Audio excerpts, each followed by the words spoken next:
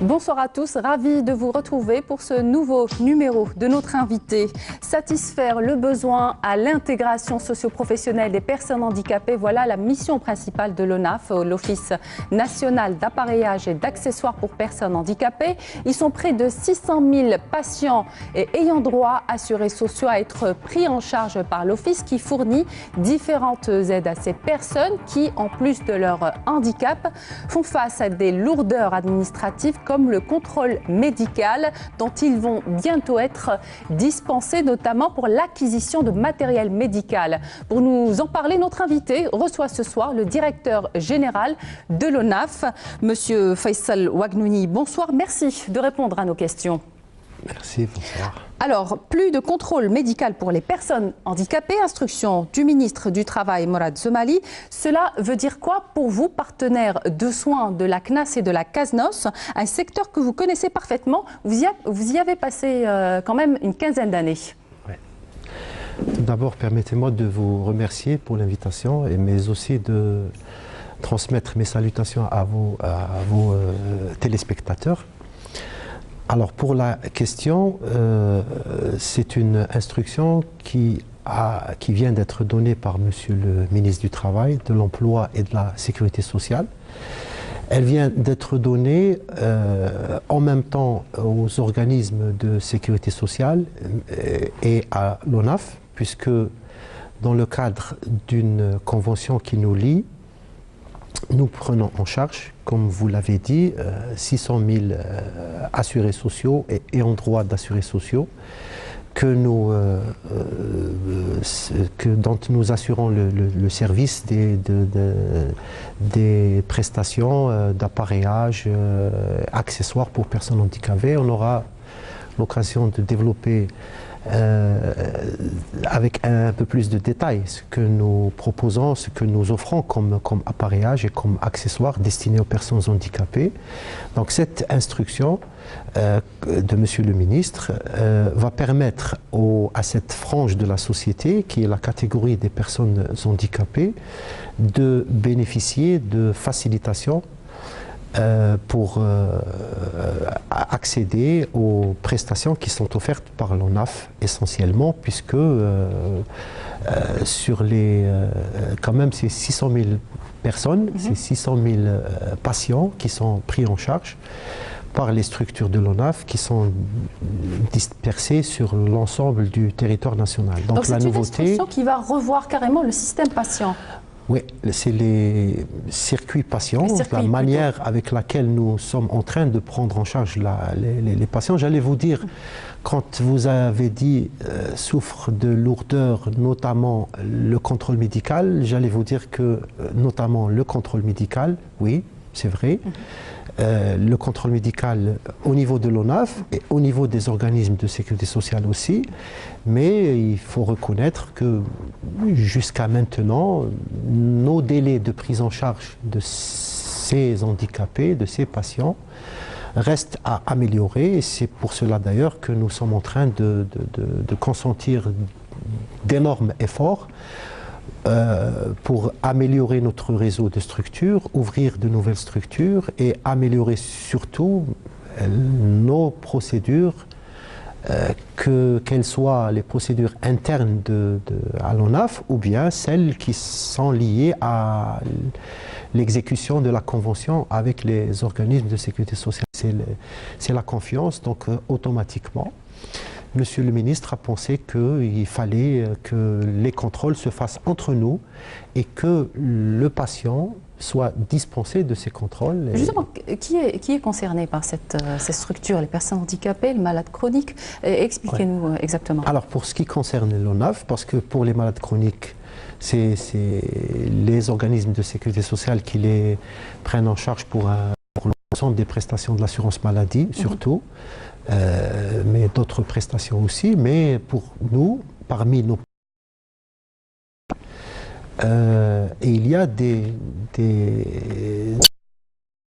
ayants droit d'assurés sociaux qui ne sont pas forcément des malades chroniques. Alors, ce qu'il faut savoir, c'est qu'aux yeux de la réglementation de la sécurité sociale, tous les malades chroniques, ou bien les malades chroniques, font partie d'une liste de catégories de personnes qui sont couvertes à 100% et qui sont aussi dispensées des contrôles médicaux préalables, puisque leur maladie, leur affection est connue, et même que leurs traitements sont inscrits dans leur carte Chifa. Maintenant, pour ce qui concerne l'ONAF, quelles sont les personnes concernées par le contrôle médical? C'est tous les patients de l'ONAF, puisque l'ensemble des produits qui sont fournis par l'ONAF aux personnes handicapées sont jusque-là, et avant la mise en œuvre de l'instruction de Monsieur le ministre, que nous nous attelons à exécuter le plus tôt possible avec nos collègues de la CNAS et de la CASNOS. Tous les jours, nous tenons des réunions avec eux, parce que, donc je disais que jusque-là, c'est l'ensemble des patients qui sont concernés par le contrôle médical, un contrôle médical qui intervient a priori, donc c'est un contrôle médical préalable, et qui, j'en suis certain, reçoivent cette instruction qui vient d'être donnée par Monsieur le ministre à un mois de la célébration de la journée internationale des personnes handicapées, avec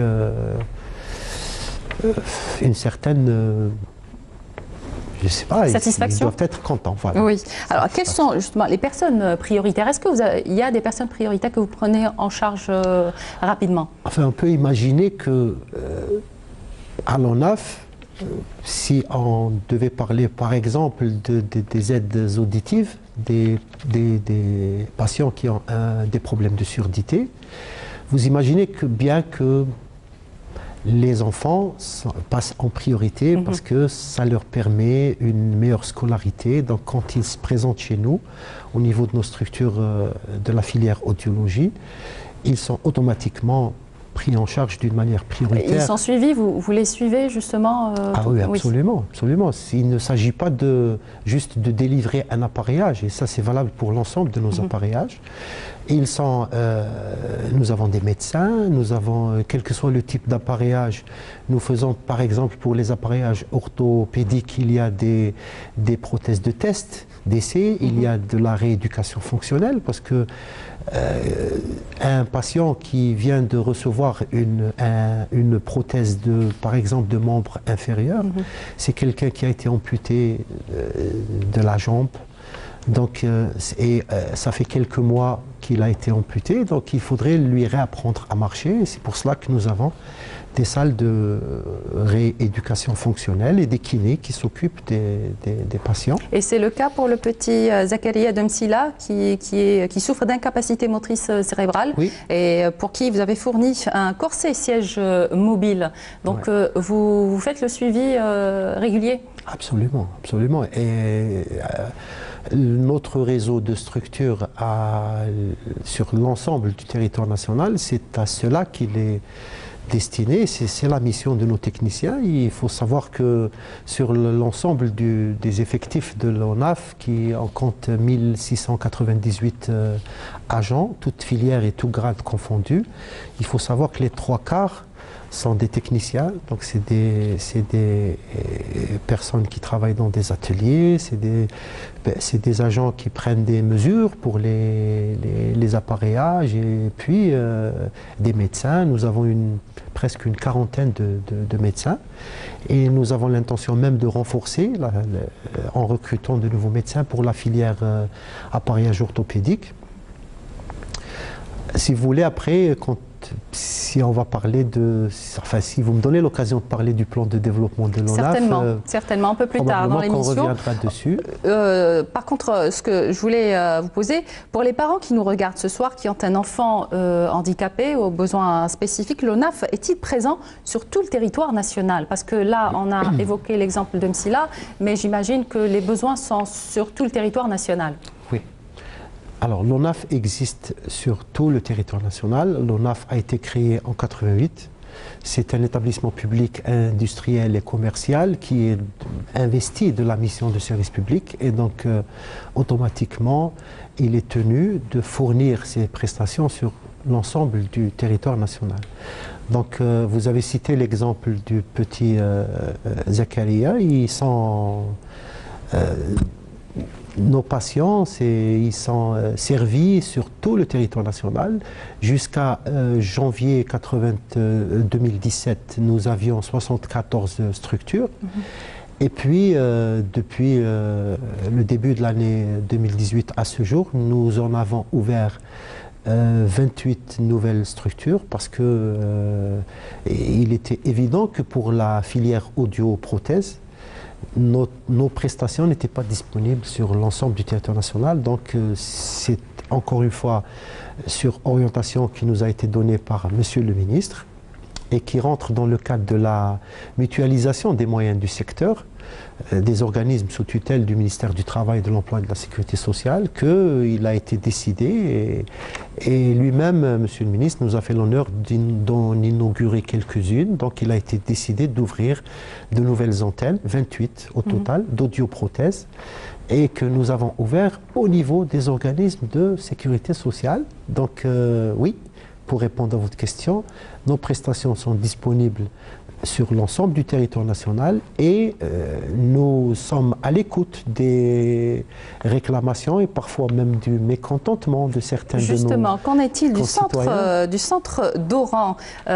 Comme vous êtes présent aussi sur les réseaux sociaux, on a relevé justement un commentaire sur le centre d'Oran, un internaute qui a relevé que les locaux existaient, que le médecin était disponible, mais pas le matériel médical. Sa question est jusqu'à quand?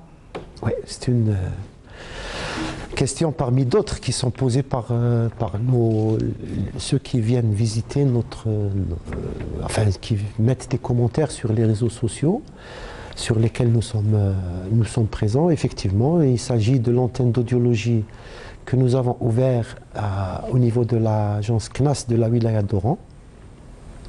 C'est une antenne qui fait partie de 28 autres antennes qui ont été ouvertes depuis le début de l'année 2018. Et je voudrais, pour pouvoir répondre à ce monsieur, pour pouvoir lui répondre, je voudrais donner quelques indications, quelques précisions. C'est que nous avons ouvert 28 nouvelles antennes d'audiologie.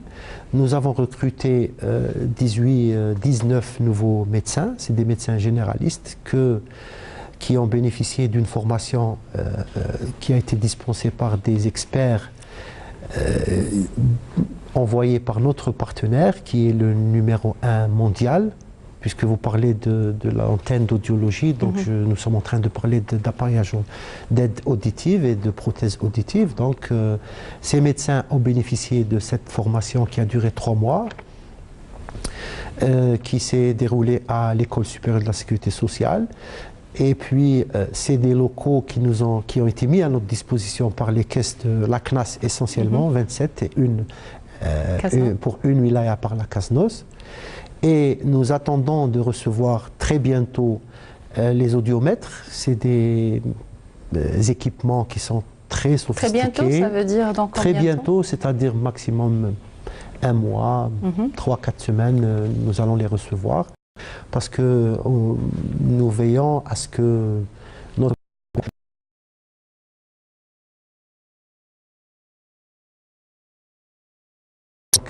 Mais en attendant, nous travaillons avec les audiogrammes qui sont fournis avec la prescription médicale de la prothèse auditive.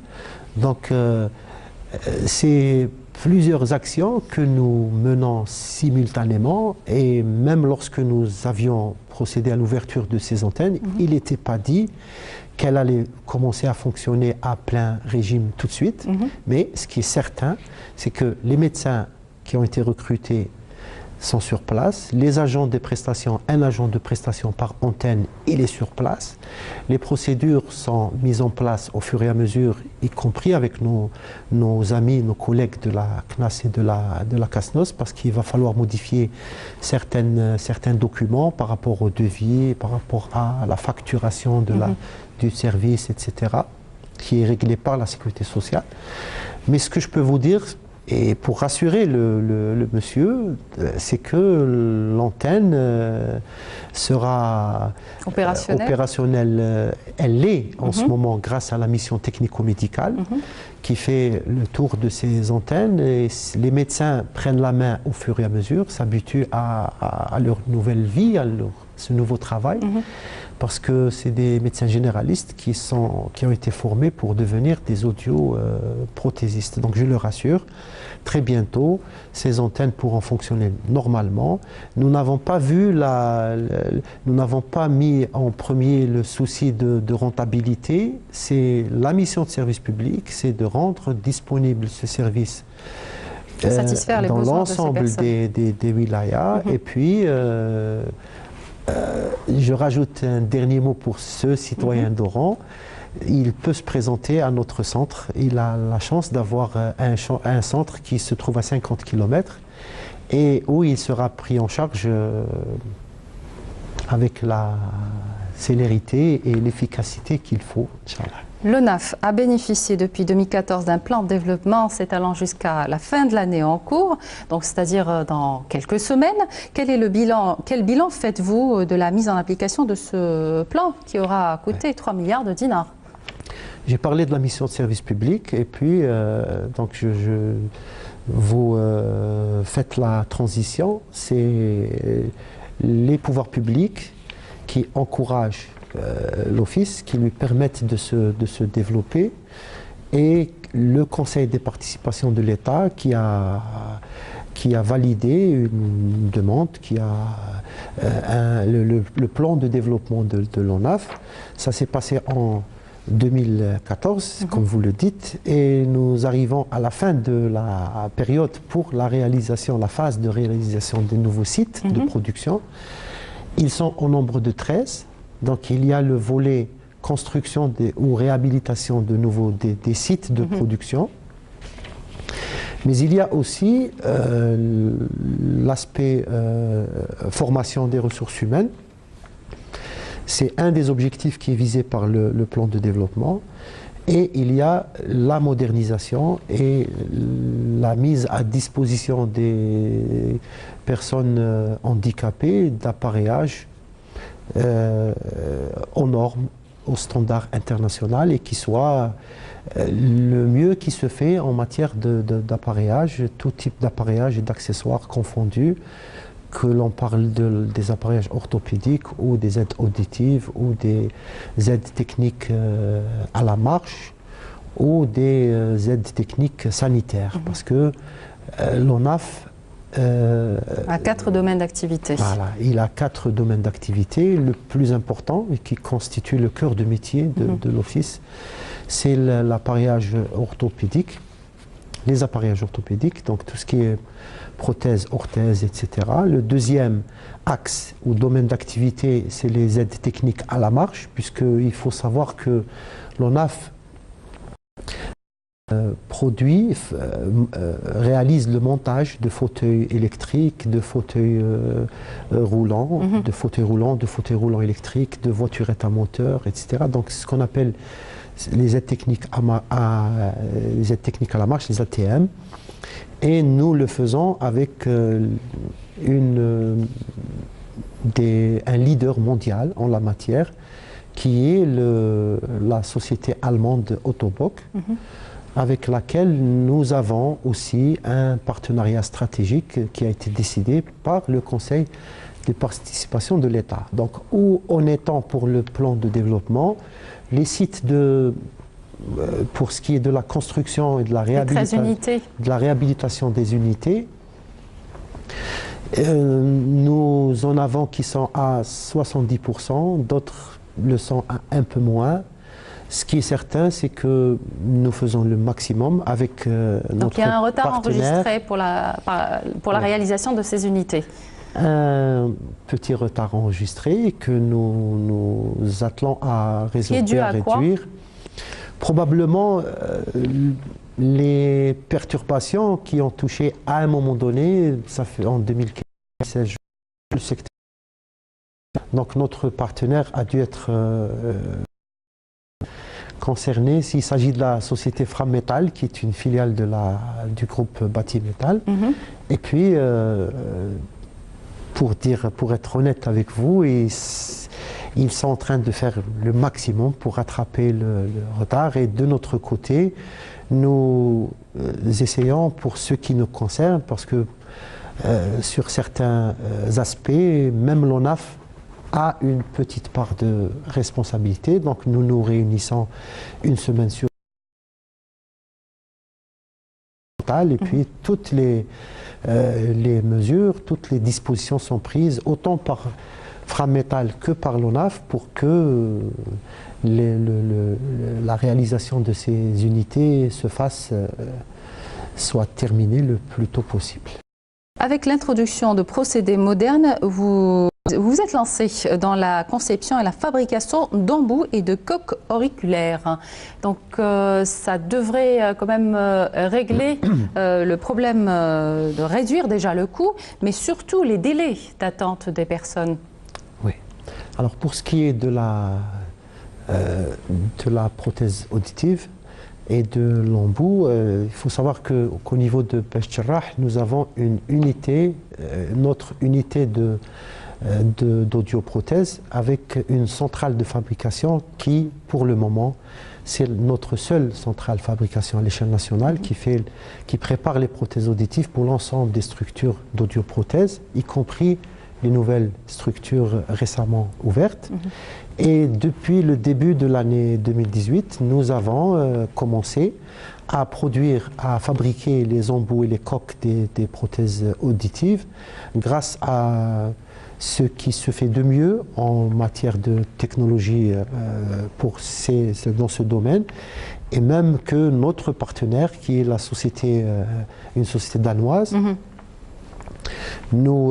qui sont venus visiter le site de Bech Jarrah et qui nous disent que nous faisons partie, et l'Algérie fait partie des rares pays, et notre société, notre entreprise fait partie des rares entreprises, y compris dans beaucoup de pays européens, qui arrivent à maîtriser ce procédé qui est très très récent, y compris même chez notre partenaire au Danemark. Donc nous ressentons, les employés, tous les agents de l'ONAF ressentent une petite fierté parce que c'est des techniciens de l'ONAF, c'est des jeunes ingénieurs en informatique, c'est des jeunes techniciens qui arrivent à maîtriser ce procédé qui est basé sur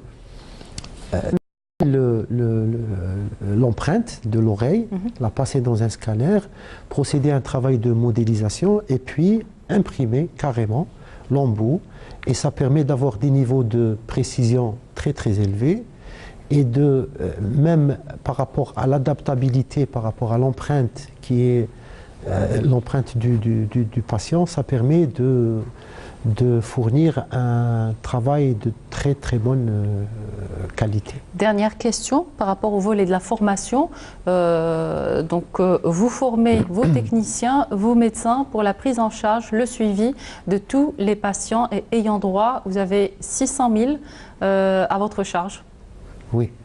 Donc la formation, c'est un des aspects, un des domaines, un des soucis en permanence, parce que au niveau de l'ONAF et même par rapport aux orientations qui nous sont données par notre tutelle, et vous pouvez le voir aussi parmi les objectifs qui sont visés par notre plan de développement, parce que ce qu'il faut savoir, et ça c'est valable pour l'ensemble de nos prestations, quelle que soit la filière, quel que soit le domaine d'activité, surtout pour ce qui est de l'appareillage orthopédique. Ça évolue tous les jours, donc nous sommes tenus de rester à la page. Et comme je vous ai dit tout à l'heure, les 3/4 de nos effectifs sont du personnel technique. Donc nous sommes obligés, avec l'introduction de nouveaux produits, avec le développement qui ne s'arrête jamais, surtout pour les appareillages orthopédiques, nous sommes tenus de recycler régulièrement nos agents. Donc c'est une priorité qui est et les recycler pour les procédés de fabrication des appareillages orthopédiques, parce que pour les appareillages orthopédiques, nous fabriquons l'appareillage orthopédique. Nous faisons le montage des aides techniques à la marche, des fauteuils roulants, etc. Nous faisons le montage de la prothèse auditive avec un niveau d'intégration élevé, puisque la prothèse est importée en kit. Et je peux même vous dire qu'Elambeau, comme vous l'avez si bien dit, est fabriqué ici chez nous, et la coque. Et donc nous sommes tenus de recycler régulièrement, de former nos agents aux nouveaux procédés. Et puis quand les procédures changent, comme avec la révision de la Convention et l'exécution, l'application de l'instruction de Monsieur le Ministre pour alléger la procédure administrative de prise en charge des handicapés, nous sommes tenus à chaque fois de recycler nos agents. Et de rester au service des personnes handicapées, n'est-ce pas? C'est votre slogan? C'est notre slogan et en fait c'est de leur dessiner un joli sourire, si on peut.